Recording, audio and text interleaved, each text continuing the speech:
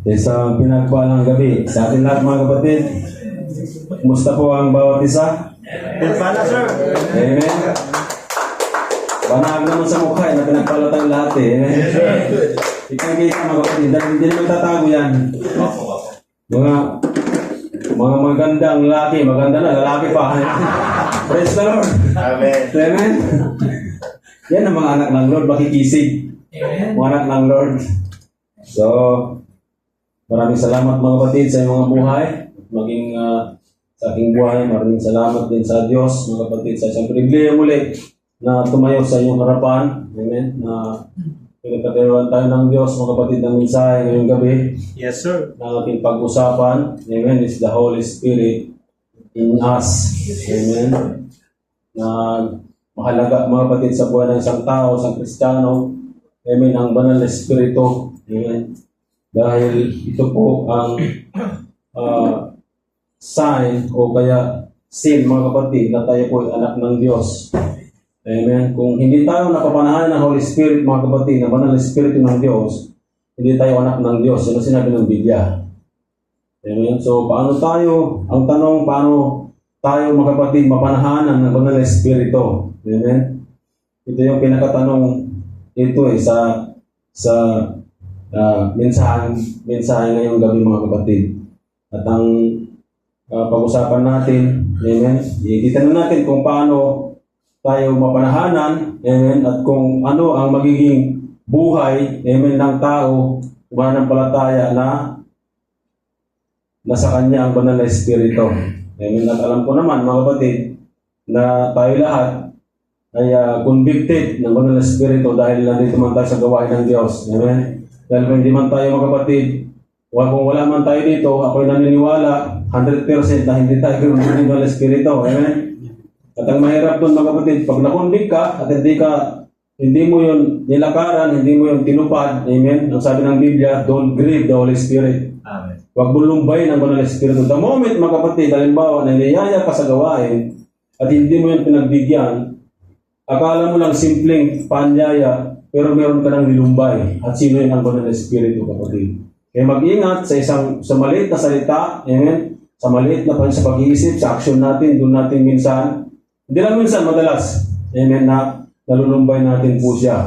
Amen? At ang banal na Espiritu, kapatid, gusto niyang gawin lahat sa buhay natin para managana tayo, magiging peaceful tayo. Amen?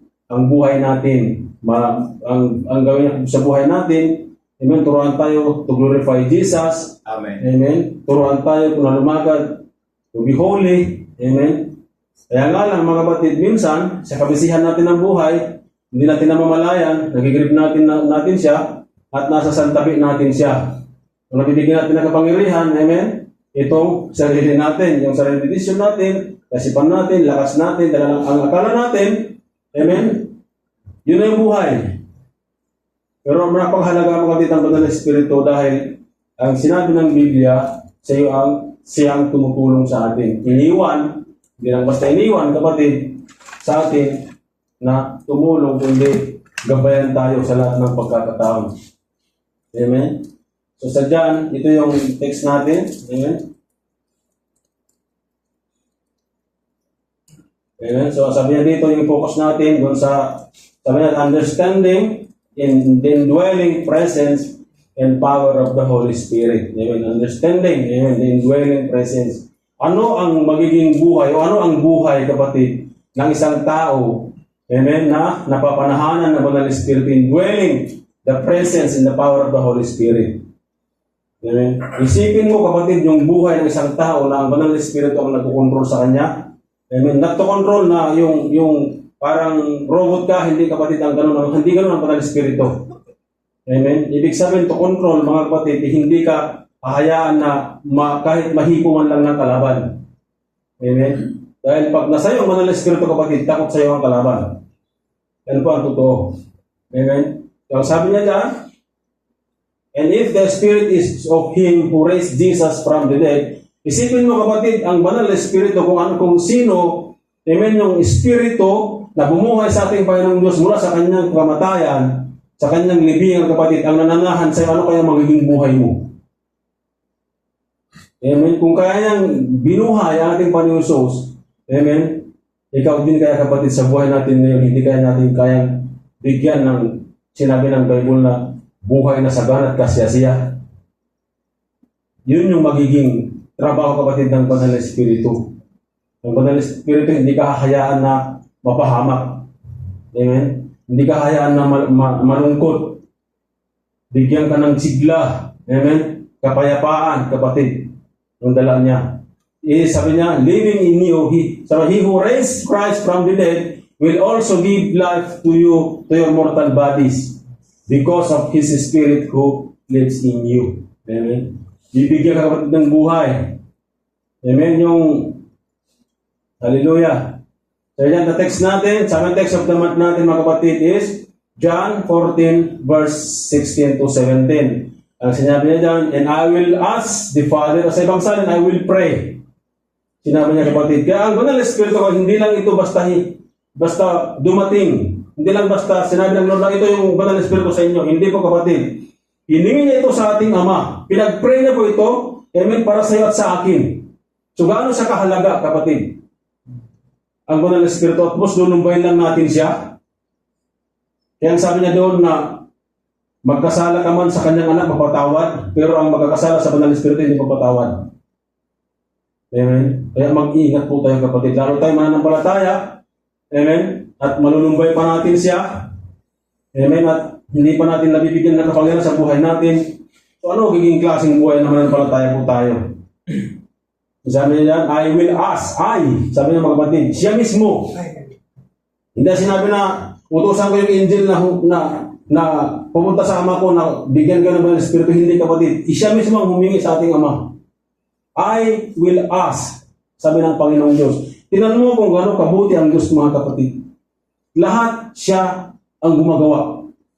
Wala siyang inutusan na iba kapatid. Siya mismo ang gumawa. Siya lahat ang gumawa. Nung nagpe-prepare siya ng bahay, sinong gumagawa ngayon siya ngayon mga kapatid? Sinabi ng dun sa unahan nitong John 14, sa 1 hanggang dun sa 5, ano sabi niya doon?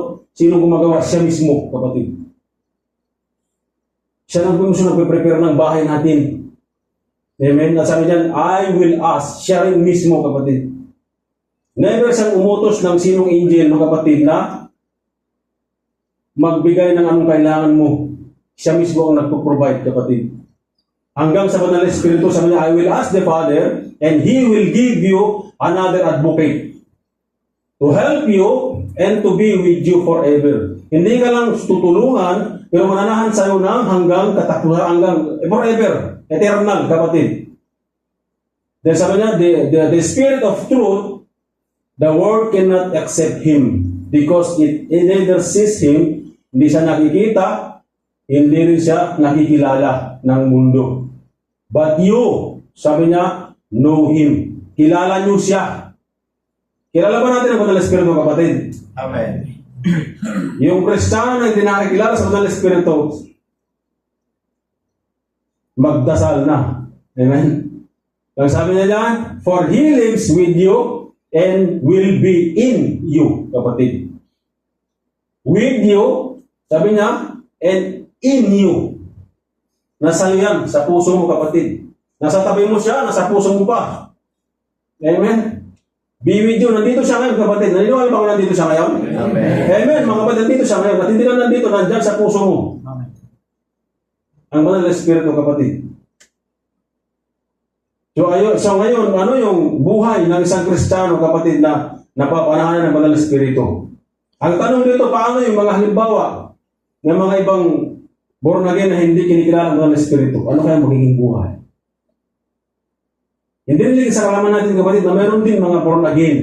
Claiming born again, claiming Christian, kapatid. Pero they don't even recognize the Holy Spirit. Hindi nila kilala ang Holy Spirit. Yun yung tanong ko rin, mga kapatid, nung ginagawa ko ito, paano kaya ang buhay, even yung mga claiming din na Kristiyano, katulad ko rin na Kristiyano, na hindi rin kinikilala ang Banal na Espiritu, ano kaya ang buhay? Maliwanag na sinabi ng ang Panginoon natin na I will ask, sabi niya, the Father, and He will give you. Bibigyan niya kayo at binigay niya, kapatid, yan.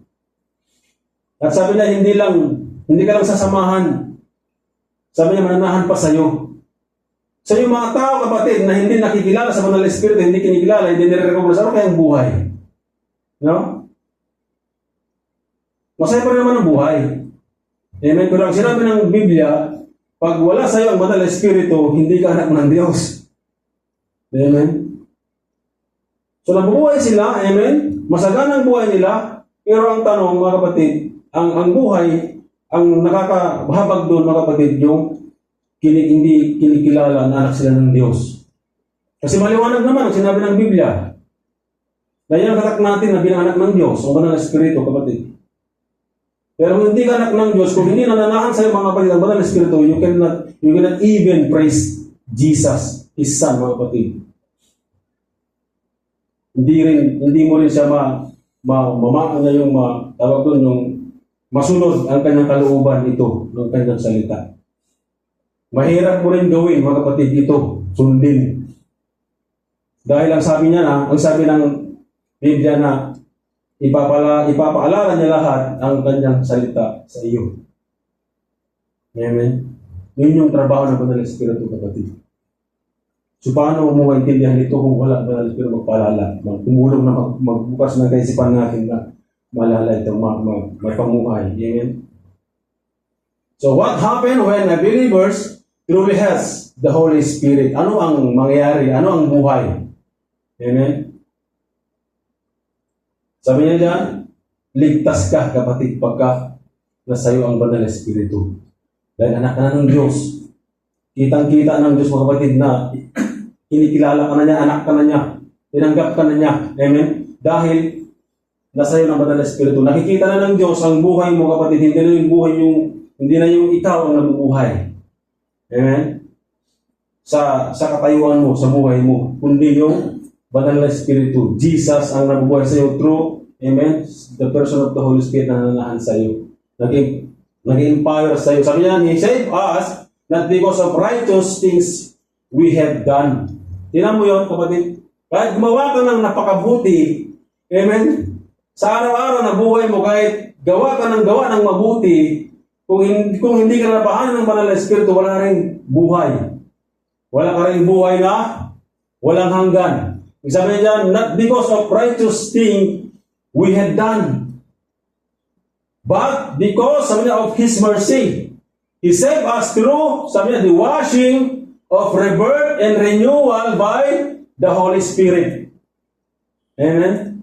And Romans 9, sabi niya 8 to 9, sabi niya, if anyone does not have, ito na, sinasabi ko mga kapatid, the Spirit of Christ, he does not belong to Him.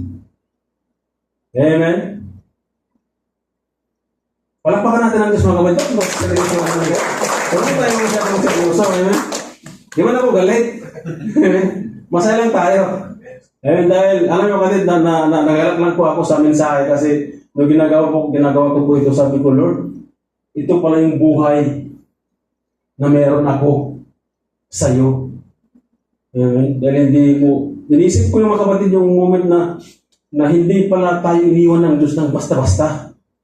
Never na pala tayong iniwan ng Diyos, kapatid. Ikaw at ako umiwan sa Diyos. Okay, magalit sa akin kasi ano ito. Iwan natin sa dati. Pero ngayon na hindi na. Amen? Amen. Praise the Lord, mga kapatid. Sabi niya, if anyone does not have the Spirit of Christ, he does not belong to Him. Maliwanag yan, kapatid. Biblical po yan. Yan na Biblia. Hindi ko sinabi, ha? Sinabi lang po ng Romans po, mga kapatid. So kung hindi ka napapanahanan ng Holy Spirit, amen, hindi ka rin anak ng Diyos. Kahit dalo ka ng talo, nagawa yan ng Panginoong Diyos, kung hindi ka napapanahanan, hindi mo binuksan yung puso mo, kapatid, na pumasok ang banal na Espiritu, i-control ka, ipamuhay mo siya, you are nothing inside the sight of God. Wala ka pa rin, kapatid. So anong gawin po natin, kapatid? Buksan natin ang puso natin. Ang sinabi ng Biblia, huwag tigasan ang puso. Amen? Repent. Ang sinabi ng Biblia, magsisi tayo sa kasalanan. Amen? Huwag tayo patuloy gumawa ng kasalanan, kapatid. Stop it. Turn from your sin and turn to God, kapatid. Lumiko na tayo sa Panginoon. Wag na, babay na yan. Kasalanan na yan. Dito na tayo. Pwede ba? Amen? Amen. Praise the Lord. So, sabi niya, so the Holy Spirit is not optional. Ang banal na Spirit optional ba sa iyo, kapatid? ABC, di ba ang banal na espiritu sa'yo? He is the He is the evidence that we belong to Christ. Kaya huwag natin sa kapatid na gawin optional ang Diyo ang banal na espiritu. Huwag natin siyang gawin ABC. Huwag natin siyang, sika lang banal na Holy Spirit. Diyan mo na ha. Huwag ganun kapatid. Prioritize the Holy Spirit kapatid. Sa umaga pa lang, amen, hingin natin ang kanyang gabay, kapatid. I-acknowledge na natin siya. Amen. Bigyan tayo ng puso na katulad niya. Amen. Dahil kung wala siya, kapatid, hindi tayo bigyan ng puso na katulad niya, we never praise God. We never love Jesus, kapatid. Wala tayong fire, mga kapatid, na magbasa ng salita. Wala tayong eagerness na magbasa ng desire na magbasa ng salita ng Diyos, kapatid. At sa maghapon, yung buhay natin, uuwi ka sa bahay mo, lugo-lugo ka. Pagod ako, matulog muna ako. Hindi totoo yun, kapatid. Pag nasa yung banal na espiritu, maniwala ko sa akin. Hindi tayo masyadong pagod sa trabaho. Amen tayo dyan? Amen. Testimony ko yan, kapatid. Sa trabaho namin, mahirap po. May trabaho. Gising ka ng alas 3, amen? Uwi ka ng alas 9:30 ng mga gabi. Gising ka naman ng alas 3, uwi ka na naman. Trabaho. Kung wala kang Jesus, kapatid, wala pang espiritu sa'yo, nagbibigay ka ng kasa, iwan ko lang. Dito ka na siguro. Sa payat. Pero hindi. Mga tumatama pa eh. Amen? So yan ang mga kapatid ng buhay ng Kristiyano na napapahanap ng espiritu. Amen? Dahil hindi lahat, kapatid, tandaan ito ha, hindi lahat ng Kristiyano meron yan. Hindi lahat ng Kristiyano, kapatid, napapanahanan ng Holy Spirit. Hindi po, kapatid. Kahit pa magluhod-luhod ka dyan sa pinuha, sa akin yan. Makikita sa bunga, kapatid. The fruit of the Holy Spirit, Galatians 5:22-23. Amen? Kumahuwaw ka dyan, magluhod-luhod ka, pero ang naman sa bibig ko, puro letter P. Amen? Puro disrespect na salita. Amen? So, ano kung magiging buhay? Wala pa din. Yun yung palatandaan, kapatid. Isa sa palatandaan natin, tandaan natin na ang banal na espiritu na nanahan sa iyo, amen? Galatians 5, verse 22-23, kapatid. Yun yung makikita. Lahat doon. So if the Holy Spirit lives in a believer, number one, the believers become sensitive to sin. Amen? Hindi ka na basta-basta, amen, sasama sa mga maggagawa ng kasalanan, hindi ka na basta-basta gumagawa ng kasalanan, amen? Makita mo pa lang na medyo alanganin na, no-convict ka na, kapatid, kasi sensitive ka na eh. Iba na yung buhay mo. Yung banal espiritu na ang nagsasabi sa'yo, nag-convict sa'yo. Kasalanan yan, kasalanan yan, kasalanan yan. Pero pag ginawa mo pa rin yan, doon na, kapatid. Dinumbay mo ng banal na espiritu. At alam naman siguro natin kung gaano yung kasakit, mga yung masaktan. Amen.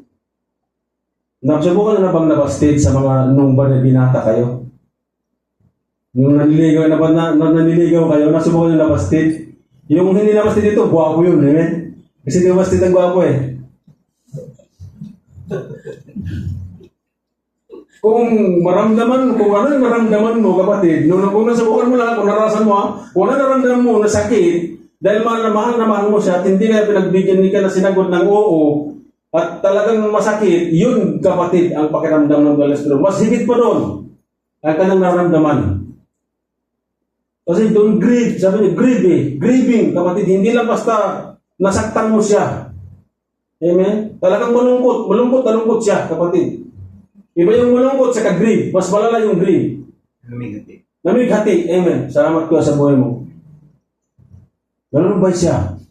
So isipin mo kung malumbay mo ba ng Espiritu na hiningi ng ating Panginoong Hesus na para sa iyo at tutulungan ka sa mundo na ito mamuhay na banal. Nulumbay mo lang siya. Masakit din, kapatid. Amen. So the believers become, sabi na, sensitive to sin.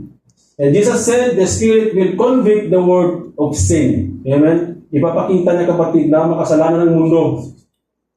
John 16:9, sabi niya, pagdating niya, ipapakita niya sa sanlibutan na makasalanan sila. At ako naman, sabi niya, ay matuwid. Ang Panginoon Diyos ang nagsabi ito, kapatid, ang ating Panginoon Yusuf. At ipapakita rin niya na hatulan sila ng Diyos. So ipapakita niya, kapatid, kung ano yung kasalanan, yung buhay sa mundo sa iyo. Kung dati gusto-gusto mo yung buhay sa mundo, amen? Ngayon, pag nasa iyo naman ng Espiritu, ayaw mo na mabuhay doon. Kaya sabi niya, pagdating niya, ipapakita niya sa sanlibutan na makasalanan. At yan ang gagawin ng Banal Espiritu sa kapatid. Yan ang trabaho ng Banal Espiritu. Ipapakita niya na kasalanan yan, kasalanan yan, huwag mong gagawin yan. Amen? And the believers with the Holy Spirit cannot sin comfortably. Hindi ka na basta-basta kapatid na ng kasalanan. Hindi na yung dati kung ang trato mo sa kasalanan ay parang mong alagang pusa. Amen? Parang alagang mong Persian cat. Amen? Binibilan mo siya ng pagkain. Amen? Binibilan mo ng damit niya. Kung dati gano'n ang trato mo sa kasalanan, amen, pag nasa naman ng Espiritu kapatid, itapon mo na lahat yan. Tapon lahat. At kung if you can lie, still, mga kapatid, hate, sabi niya, what is evil? Ano yung evil na yan? What? Amen? Live in immorality, stay cold towards God, and your heart is, sabi niya, not disturbed, hindi ka man lang na-convict, sa mga ginagawa mo na yan, sabi niya dyan sa Hebrews, sabi niya 3 and 7-8, sa araw na ito, naramdaman mo ngayon, nakikita mo, kapag narinig nyo ang tinig niya, huwag niyong patigasin ang inyong puso. Magbago na tayo, lahat. Amen? Kasi makukumbig ka kapatid, makikita mo siya kung bakit nagagawa mo, magkasala ka pa, bakit nagsisinungaling ka pa, may asawa ka, tumatawag ka pa sa iba. Amen? Meron ka ng girlfriend, nakikipag-chat ka pa sa iba, puri ng Diyos. Amen? So kung dumating yung panahon na yun, mga tayo na yung mga kapatid, at nag-isa ka sa kwarto mo, nanonood ka pa rin ng kung anong magaganda, sa mga lalaki, tayong mga lalaki, kapatid, nung hindi pa tayo mananampalataya, kung ano pinapanood natin nung araw, pag dumating mo yung time na yun, ang sabi ng Biblia, sa araw na ito, kapag narinig nyo ng tinig ng salita ng Diyos, ang salita ng Diyos, huwag nyo ng tigasan ng iyong puso. Repent immediately, kagad. Hindi na pagbubukas, bukas na lang. Bukas na lang kasi okay pa naman to. Huwag, kapatid. Huwag na pagpaliban. Romans 8, sabi niya, for the law of the Spirit of life in Christ Jesus has made me free from the law of sin and death, kapatid. Amen. Romans 8:2. Amen. If the Holy Spirit lives in the believers, number 2, the believers begins to hate what separate him from God. Still sin, kapatid. Sino yung magpapaglalay sa atin sa ating Diyos? Kasalanan pa rin. Amen. Galit ka na sa kasalanan. Galit ka na sa masama. Galit ka sa mga hindi nagdumadalo sa gawain. Ganun ba? Ganun ba tayo? Hindi na siguro, no? Hindi, wag nang ganyan. Okay, magalit sa mga nanyanyahan na dumalo, ha? Mahalan natin sila. Amen? Pero palang araw, kasama natin sila. Amen? Pagpray lang natin sila. Sabi niya, the believers begins to hate what separates, sabi niya, him from God. Amen? Jeremiah, sabi niya, 2:13, ito yung verse natin, mga kapatid, kanina dito sa devotion ng Mamis. Sabi niya dito, my people have committed two sin. Two sin, kapatid. Dalawang kasalanan. Doon sa ibang salin, two evils. Ang sinabi niya dyan. They have forsaken me, the spring of living water. Ano yung sinabi ng Biblia sa spring, sabi niya, of living water? Sa John 4, sabi niya doon, it refers, mga kapatid, ang Banal Espiritu. The spring of living water. And sabi niya dyan, and they have dug their own cistern, broken cistern that cannot hold water. Amen? So kung dati ang buhay mo, kapatid, ay nandyan ka sa cistern, alam mo yung cistern? Alam mo bang yung cistern? Ang cistern, alam mo yung hinukay mo na iba ng tubig. Dito sa halimalang sa lupa, naghukay ka. Amen? Gaano man yung gaganda na ginawa mo ng maganda, palagang nag-effort ka, balang araw, kapatid, matutuyo yan. o hindi man siya matuyo, maging stagnan yung tubig, mapanahanan ng mga binahayan ng mga insekto, anong magiging amoy mabaho. At yun ang magiging buhay, kapatid, ng Kristiyano na tumalikod yung magpursikin sa ating Diyos. Sabi niya dyan, my people have committed to sin. Amen? Kung ang isang Kristiyano, kapatid, ay napapanahanan ng Banal na Espiritu, hindi mo na yun, wala ka na doon sa cistern na buhay. Hindi wala ka na doon. Nandun ka na sa, hindi mo na yung kinalimutan ng Diyos. Kundi, bumalik ka na sa Kanya. At namumuhay ka na ayon sa Kanyang salita. Amen. Dahil ang cistern, kapatid, ang sinabi ng cistern sa mundo na to, cistern, ibig sabihin, mga effort natin, mga trabaho natin, mga pera, amen, sa pamilya. Amen. Yun yung iba ng cistern, kapatid.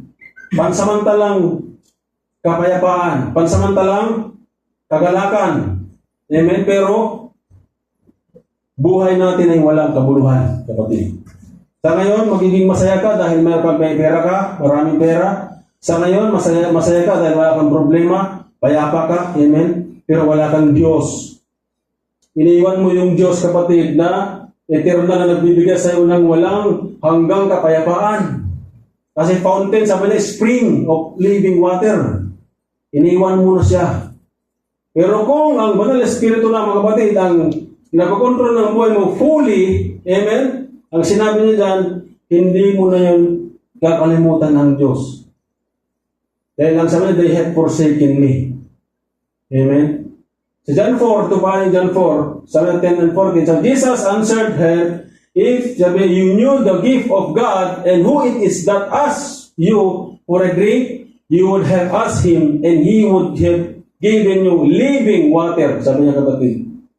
Doon sa Jeremiah, sabi niya, living spring of living water. Dito sa 10, sabi niya, doon sa dulo, living water. And sabi niya, I give them, sabi niya, will never thirst. But whoever drinks, sabi niya, the water, I gave them will never thirst. Indeed, sabi niya, the water, I give them, sabi niya, will become in them. Anong, sa 14, dalawang sinabi niya, I give them. Dalawang sinabi niya, I give them. Dalawang beses, kapatid. Ang sinabi niya dyan. Sabi niya, will become, sabi niya, in them is spring of water welling up to eternal life. Magbubukal yan, kapatid. To eternal life. Yung sinabi niya sa 14. So, kung doon, mga kapatid, sa Jeremiah, kung ang mga tao doon, amen, kung tinanong natin sa ibang mensahe, sabi diyan, kung ang mga tao, they are committed to sin, amen, ganoon man, kinalimutan man nila ang Diyos, amen, niresect man nila ang Diyos, pero dito sa John, mga kapatid, nag-over pa rin ang Diyos. Ganoon kabuti ang Diyos natin, kapatid. Nag-over pa rin siya, sabi niya, if you knew, kung alam mo lang, the gift of God, and who is it that is asked you for a drink, sabi niya diyan, you would have asked him, and he would give you a living water. And I give, sabi niya, them. I. Sino yung kapatid? Ang ating Diyos. Diba sinabi niya, I am. Ako. Ang ama mo. Kahit kinalimutan mo ako, nandito pa rin ako, anak. Mahal na mahal pa rin kita. Hindi mo nga ako kilala, anak, nandito pa rin ako. Bibigyan pa rin kita ng banal na Espiritu. Yung Espiritu ang bibigyan ko sa iyo. Ganon kabuti ang Diyos, mga kapatid. So ngayon, ganon lang yung huwag natin basta-basta ng buhay, kapatid. Amen? And the believers who truly has the Holy Spirit shall no longer feel satisfied when broken cistern. Ito yung kapatid yung walang kwentang iba ka ng tubig. Kasi kung madry man siya, kung hindi man siya madry, magiging mabaho siya. Amen? Dahil stagnant siya eh. Gusto niyo mag-stagnant ng buhay niyo? Hindi man ang pwede kasi stress na tayo. Amen? Sabi niya dyan, a believer who truly has the Holy Spirit is no longer feels satisfied with the broken cistern. Why? Because the Holy Spirit creates thirst for God. mayroon ka ng kauhawan sa Diyos, mga kapatid. Yung mga gustong-gusto mo na ginagawa dati, na nakakapaghiwalay sa iyo sa Diyos, ngayon, hindi mo na gusto. Galit na galit ka na. Amen? Hindi yung tao na magagalit kayo sa mga dating magagalit. Mahalin nyo pa rin sila. In Psalm, sabi niya, 42, 1, sabi niya, at sa tulad ng usang tubig ng ilog, sabi niya, tulad ng usa sa tubig ng ilog ay nasasabik. Ito na yung kapatid ang meron ka na. O Diyos, ako sa inyo ay nananabik. Ako ay nauuhaw sa inyo. Diyos na buhay. Kailan pa kaya ako makatayo sa presensya ninyo? Amen. Kung ikaw, kapatid, ay fully filled ng Banal na Espiritu, amen, controlled fully ng Banal na Espiritu, ito ka na. Kung dati ayaw mo nang dumalo, amen, kung dati ayaw mo nang tumayo, kung dati ayaw mo magamit kahit opening prayer, kahit giving, amen, kung ngayon, kung nandyan ka na kapatid, napanahan ka ng Holy Spirit, na-empower ka ng Holy Spirit, ito ka na. Gusto mo nang magamit. Amen. Kuya baka pwede ako sa operatory. Amen, sino yung gusto? Sabi niyo lang kay Kuya Nils, gusto ako sa music. Gusto kong magamit. Ganun na kapatid. Hindi ako bibiro. Ganun na yung buhay natin, kapatid. Mayroon ka ng desire, mayroon ka ng yung init na. Amen. Nag-aapoy ka na sa gawain ng Diyos. Pwede mo na sabay sa atin na, ate, ako naman magluto, ako mag-hosting ngayon. Pwede naman ganun. Amen. Totoo yun, mga kapatid. Kung dati wala kang pakialam sa halimbawa sa gawain ng Diyos, amen. Kung ito na ang buhay mo, kapatid, napanahan ka ng Holy Spirit, ibang-iba na. Sabi mo kayo, kuya, ako na lang dito, ako na lang ugaling mo kayo Lord to, ako na lang to, huwag nyo nang gagalawin yan. Ganun ba? Ganun, mga kapatid. Kuya, ako na yung tubig, huwag nyo nang galing tubig, mga ganun. Totoo yun, kapatid, hindi lang bibiro. Totoo yun. Na-encounter nyo yan. Amen. Sabi niya, if there is no thirst for God, something is wrong with the heart. Amen. Totoo yun, kapatid. Paano ka magiging uhaw sa Diyos kung ang puso mo ay may problema? Amen. Kung ang puso mo ay malakas pa ang pitik, hindi pa normal, ECG mo ay abnormal pa. Amen. Wala ka talaga. Amen. So, number 3, sabi niya, the believers begins to change from the inside. Hindi lang sa outside, una mga kapatid sa loob. Inside, kapatid. Ito na yung lalabas na yung Galatians 5, 2-23. 22-23 na. Amen. So, not only behavior, but the desire. Ito na yung sinasabi ko kanina, kapatid. Meron ka ng desire na magamit. Amen. Kung dati, sabi ko nga dati, kung ang panalangin mo ay amen lang sa unahan, tapos na, amen, pag nag-desire ka na, meron ka ng ang Holy Spirit na nananahan sa iyo, amen, ang panalangin mo, magsimula na po doon sa Our Father in Heaven at mag-end na doon sa Amen. Amen. Kasi meron akong narinig, ang umpisa ng panalangin na Amen. Ang end ng panalangin na Amen din. Tapos na. Amen. Mga ganun ba, mga kapatid? Sabi niya, 2 Corinthians 3:18, we are being transformed into the same image from glory to glory by the Spirit of the Lord. Matransform tayo, kapatid, sa imahe. Kung paano namumuhay, mga kapatid, ang ating Panginoong Hesus, tuturuan tayo ng Banal na Espiritu na mamuhay ng katulad niya. Ganyan yung trabaho niya eh. Ang Banal na Espiritu, kapatid, advocate nga siya eh. Amen? Empower siya sa atin. Dahil hindi natin, mga kapatid, kaya mamuhay ng may kabanalan sa harapan ng Diyos without the Holy Spirit. Kasi katulad kahit anong gawin natin, gumawa ng mabuti. Amen. Kahit ibigay mo lahat ng sahod mo ng isang taon pa, hindi rin mga kapatid sapat kung walang Banal na Espiritu sa buhay natin. The Spirit does not come to help you. Sabi niya, remain the same. Hindi ka, mga kapatid, hindi ibig sabihin na the Holy Spirit does not come to help you kung talagang binago ka ng Banal na Espiritu, kapatid, hindi ko mananatili sa buhay mo pa dati. Yan yung makikita sa buhay ng isang Kristiyano na may nabago sa isang buhay ng isang tao. At hindi mo yan may tatago. Amen?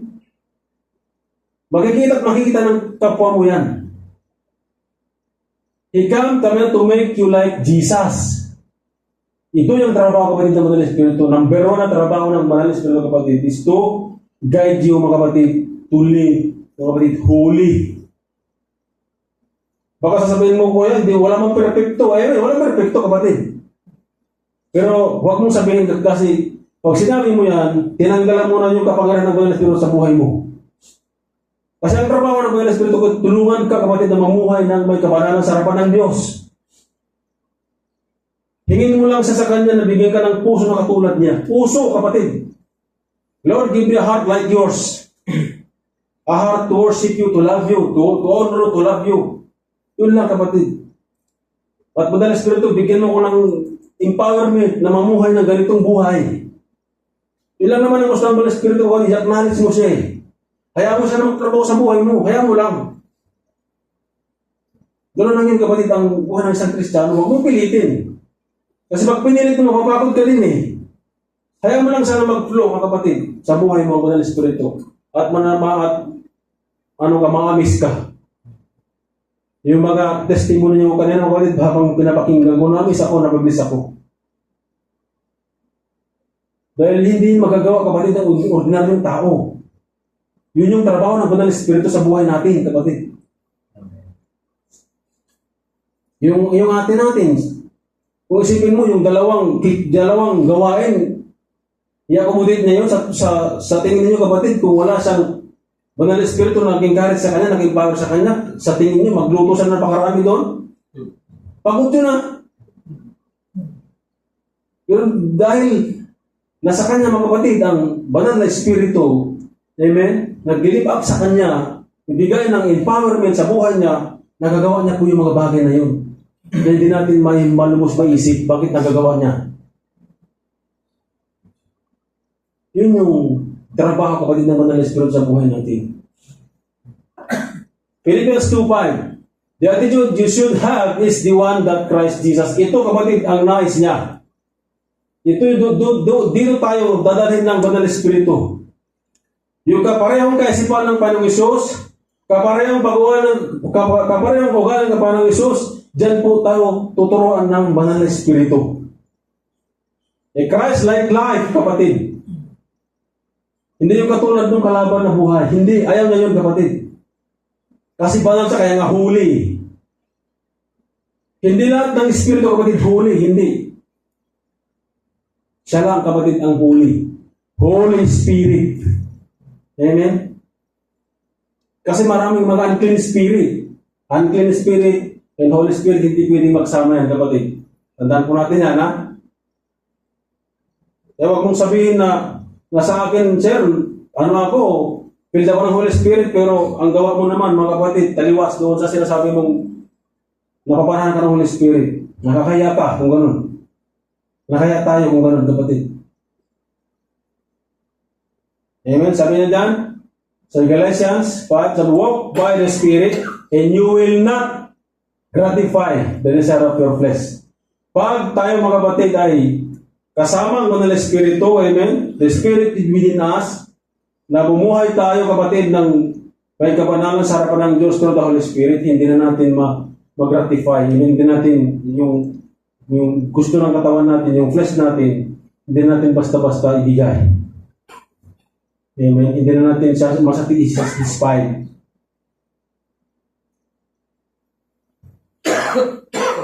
So the Spirit does not only fight sin, He replaces desire, kapatid.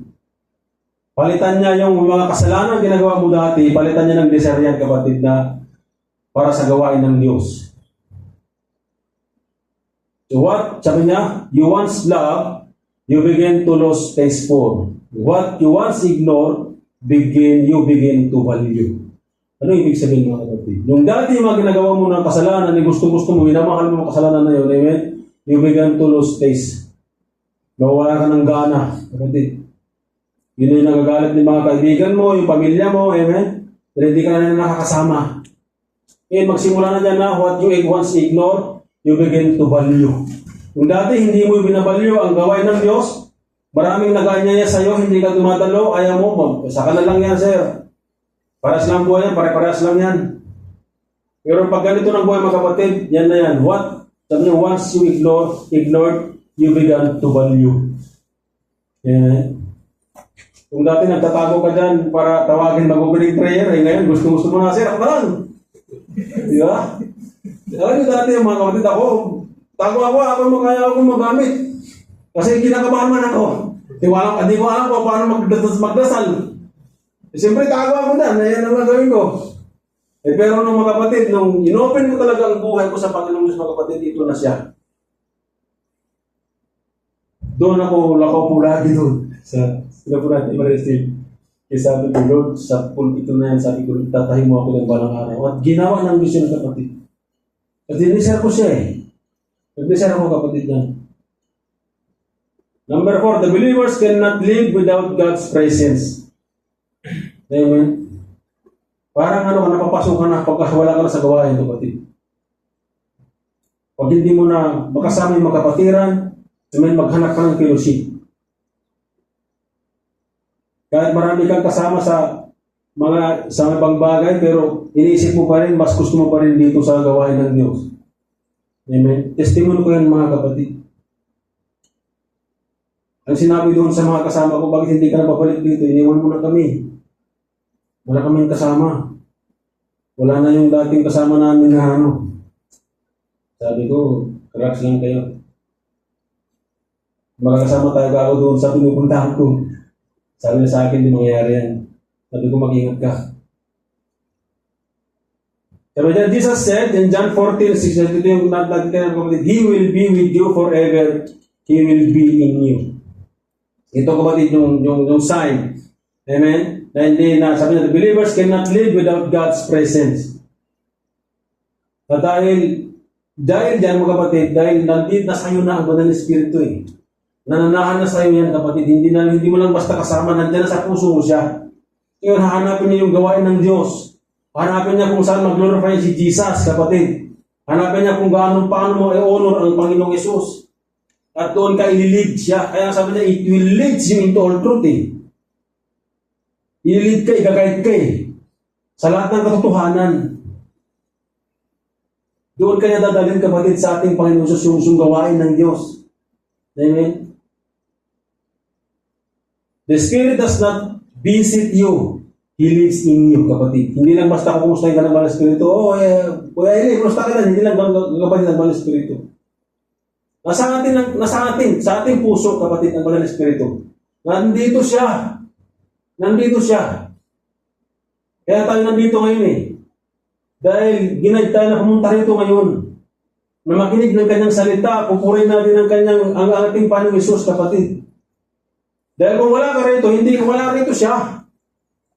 Hindi ka na convict, kapatid, hindi ka convict ng Banal na Espiritu na pumunta ka dito ngayon. At mapalad ka, mapalad ako, mapalad tayo lahat, kapatid.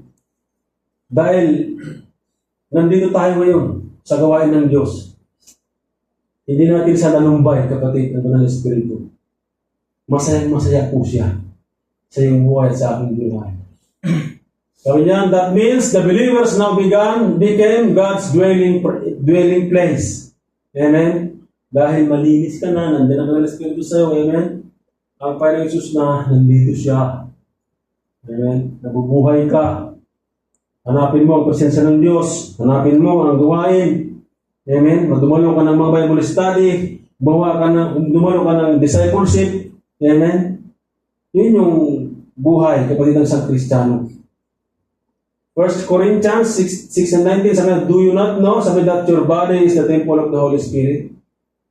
Templo na tayo ng Diyos. Templo na tayo ng Banal na Espiritu, kapatid. Kaya ito, huwag natin sirain. Kung alam nating mali, masama, mga kapatid, para sa katawan natin, huwag na natin gawin. Dahil templo tayo ng Diyos, kapatid. Templo ito ng Panginoon. Templo ito ng Banal na Espiritu. Halimbawa, ikaw, gusto mo bang tumira sa mga duming bahay? Gusto mo bang tumira sa pag umulan Pag matulog ka, natutuluan yung gitna ng mata mo, ng tubig. Ayaw na ng ganun kapatid. Ayaw na ng patal espiritu pag ang buhay natin ay sira-sira. Kaya ang gagawin niya kapatid, ayusin niya po yan. Kung willing ka lang na ipaas ang buhay mo sa Panginoon, na pamanahan ng patal espiritu, gagawin niya po yan kapatid. At hindi lang ikaw, pamilya mo, amen? Mga anak mo, relasyon mo sa anak mo, relasyon mo sa magulang mo, relasyon mo sa asawa mo, relasyon mo sa trabaho mo, mga kapatiran mo, lahat. Ayusin niya po lahat yan kapatid. Yan yung trabaho niya. Kung willing ka lang. Kasi hindi man siya namimilit eh. Ikaw ang mismo magdesisyon. Ito, sarili mo kapatid. Kung galit ka sa kapatiran, ayusin na yan. Amen? Pag ayusin kayo yan, kapatid. Kaya nga love doon sa Galatians 5 eh. Pag doon love. Kaya mo na siyang mahalin. Ano man yung nakita mo, ano man yung narinig mo, kaya mo na siyang mahalin eh. Kasi nandiyan na sa'yo. So kung wala sa'yo, Banal na Espiritu kapatid, galit ka ba sa kapatiran, anong ibig sabihin? Wala pa sa'yo Banal na Espiritu. Yan yung totoo kapatid. Totoo yan. Kaya wag natin siyang lumbayin. Iano natin siya, tawag doon. Invite natin siya. Banal na Espiritu, baguhin mo ang buhay ko. Ikaw na. Alam niyo kapatid, pag ako hindi ko naman binuhos sa'yo kung paano ko manalangin sa nahinihingi ko siya. Yung ipanan yung buhay ko kapatid.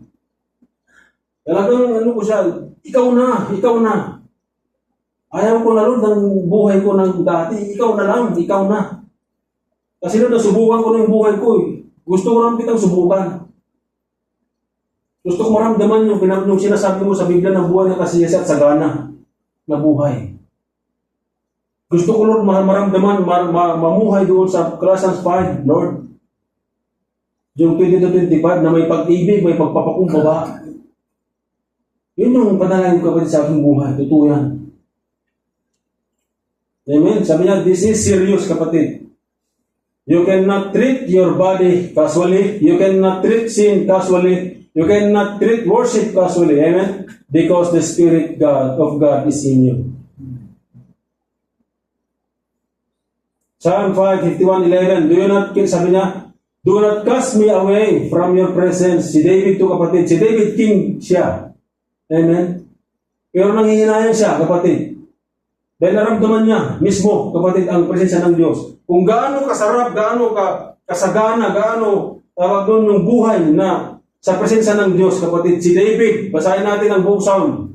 Kung paano siya nananahan sa banamumuha sa presensya ng Diyos. King siya. Kung isipin natin, kapatid, ang buhay ni King, pwede siyang gumiwala sa Diyos eh.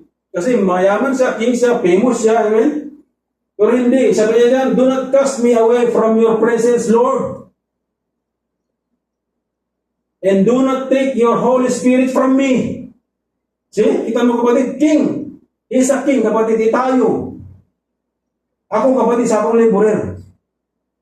At yan yung gustong-gusto ko kapatid na, Lord, huwag mong tanggalan karapatan maging anak mo. Pag ako'y minsan nagkamali kapatid yung panalangin ko, Lord, huwag mong tanggalan ang karapatan maging anak mo. Patawarin mo ako, Diyos, o Diyos. Ganoon lang kapatid ang hiningi ko sa Panginoon. Kasi hindi man natin ma-perfect ang buhay ng isang araw eh. Sabi, do not cast me away from your presence. Kasi naramdaman niya kapatid kung ano yung magiging, anong buhay mismo kapatid na nasa presensya ng Diyos. Ano pa yung sinabi niya dyan, ang salita ng sinabi ni David na, one day in your court is better, sabi niya, in 1,000 years well. Kita mo kapatid, naisin pa ni King David, king.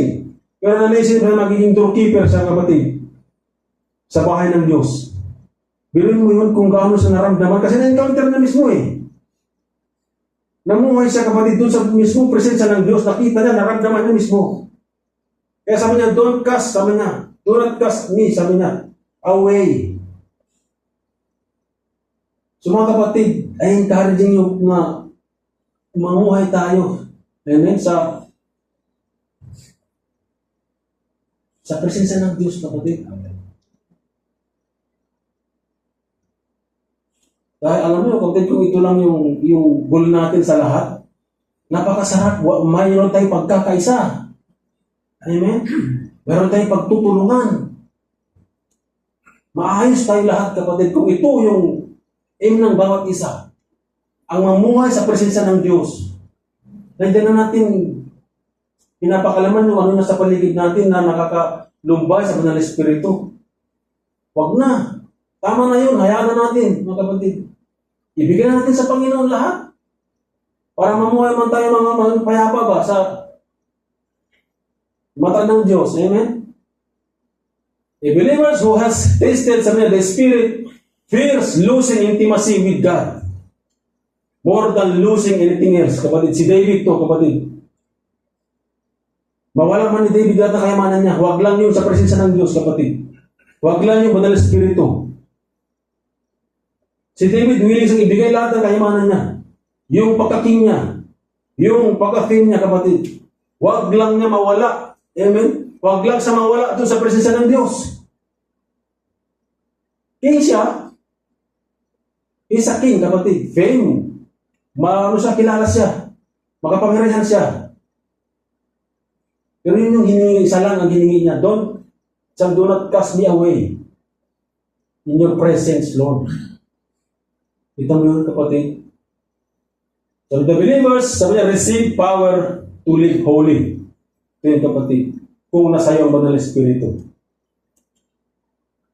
Kaya huwag mong sabihin na, sir, ano lang kasi, tawa lang kasi ako. No, kapatid, huwag mong sabihin yan. Huwag mong tanggalan ng kapangyarihan ng Banal na Espiritu sa buhay mo. Pag sinabi mo yan, kapatid, hallelujah. Huwag mong sabihin na, walang perfecto, sir. Meron, ikaw. Paano? Through Jesus Christ, kapatid. Kasi ginawa lahat ng Panginoon eh. Ngayon, kung hindi ka perfecto sa pamagitan ng Panginoon Jesus, paano ka makarating sa langit? Amen? Kung hindi ka holy, paano ka makarating sa langit? Kasi ang requirements eh, holiness eh. Kaya binigyan tayo, kapatid, ng Holy Spirit na mamuhay, iligtas sa pamumuhay na may kabanalan. Dahil kung ikaw, yung sarili natin, kapatid, hindi natin talaga kaya yan. Yan yung doon papasok yung walang perfecto. Walang banal. Kung sa'yo lang at sa amin yung isip natin, yung kalakasan natin, wala talaga. Pero dahil meron tayong Banal na Espiritu, kapatid, sabi niya dyan, receive power to live holy. It will empower you, sabi nga ng Acts eh. So ngayon, kung sinabi mo walang perfecto, walang banal, saan yung empowerment ng Holy Spirit sa iyong buhay? Wala na. Tinanggal mo na sa ng karapatan. Tinanggal mo na sa ng kapangyarihan sa buhay mo. Huwag mong sabihin na perfecto lang kasi ako, sir. Huwag, ay, unperfect kasi ako, sir. Walang perfecto, sir. Huwag mong sabihin, kapatid. Dahil nandiyan ang Banal na Espiritu eh. Iniwanan tayo mga kapatid ng paninusok natin ng Banal na Espiritu. Kaya nga, banal eh. Anong ibig sabihin ng banal na Espiritu na nanahan sa'yo? Kung sabihin mo walang banal, sir. Walang perfecto, sir. Eh, ang nananahan sa'yo, banal. Holy Spirit. Amen? Christian life, sabi niya, is impossible without the Holy Spirit. Amen, kapatid. Imposible yan. Ang buhay ka ng bilang Kristiyano na walang Banal na Espiritu. Romans 8:13, by the Spirit you put the death to the deeds of the body. John 14:26, sabi niya, however, the Helper, the Holy Spirit, Helper, sabi niya, however, the Helper, the Holy Spirit, whom the Father will send in my name, sabi ng Lord, will teach you everything. O, saan pa, kapatid? Lahat, tuturuan ka. Huwag lang masama. He will remind you, sabi niya, of everything that I have ever told you. Ito, kapatid. Salita ng Diyos. Basahin mo lang, basahin to. Hindi na kailangan memorize to, kapatid, kasi memorize to, pag-iundang pa. Basahin mo lang basahin to. Basahin mo lang basahin. Basahin mo lang basahin. Hindi na kailangan na basahin, i-memorize mo yan, kapatid. Basahin mo lang saan na basahin. Ang sabi niya dyan, it will remind you of everything that I have told you. Ito siya. Salita ng Diyos, kapatid, Biblia. So bakit kailangan mo nang i-memorize to? Hindi ah. Basahin mo na basahin siya. Tama yung sinabi ng mga matanda nung araw. Sabi niya, huwag mong basahin yan, huwag mong i-memorize yan, mababaliw ka. Kaya yung King James doon sa bahay dati, kapatid, ang ganda, nang ngayon, hinahanap ko, wala na, hiwag kung saan. Nandun lang, nalikabok sa gilid. Bawal man daw magsasabi nila kasi mababaliw ka. Puri ng Diyos. Hallelujah. Yung pinagagawa ng matanda ng araw. Wala na ginawang mabuti. Ayaw pa yung basa ng Biblia. Kaya the Bible received, sabi niya, the believers receive power to live holy. Sabi niya, notice this, kapatid. Brothers and sisters, not just by discipline alone. Not just by church attendance. Sabi niya, not just by motivation, but by the Spirit. Without holiness, no one will see the Lord. So, biblically, kapatid. So, sabihin mo, wala nang banal. Yan sinabi ng Biblia, kapatid. Requirements yan. Na makarating ka lang makita mo ang Panginoon Jesus is to be holy. Mga iba nga sasabihin na, huwag na sir, baka lagpas pa ko ng langit. Ayaw mo pa noon, magpas ka na na eh. The Holy Spirit is the only power that produces real holiness, kapatid. Real holiness. Only the Holy Spirit. Wala na. Warning to everyone. It is possible to be, sabi niya, child of God and still resist the Holy Spirit. Acts 7:51, you always, sabi niya, resist the Holy Spirit. It is possible to sing and still grieve the Holy Spirit. Ephesians 4:30, do not grieve the Holy Spirit of God. It is possible to serve and still quench Him. 1 Thessalonians 5:19, do not quench the Holy Spirit. Amen? Sa una, you always resist the Holy Spirit. Pangalawa, do not grieve the Holy Spirit of God. Do not quench the Holy Spirit, kapatid. This is why many churches, sabi na, are busy, but not burning. No fire. Sabi niya, active but not alive. Ito na, loud, maingay, but not anointed, kapatid. Isang patingaw na lang. Kahit magsigaw-sigaw ka pa dyan,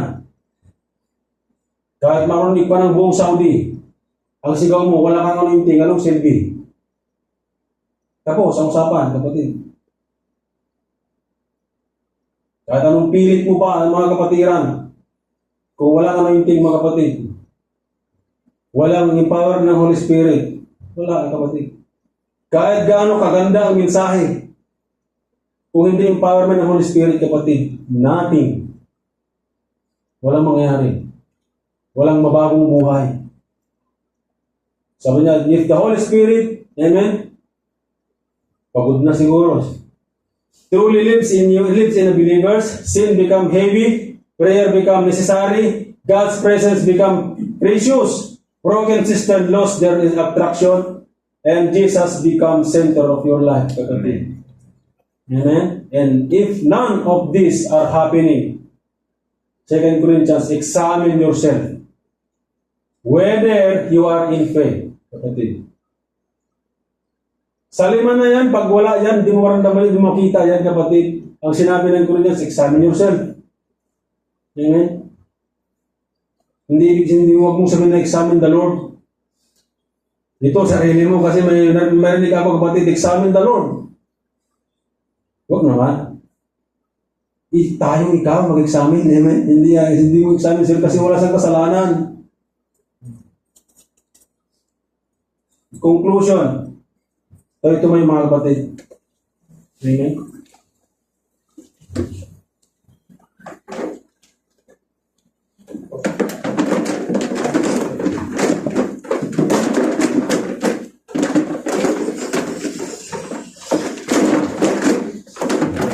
Amen. Hallelujah.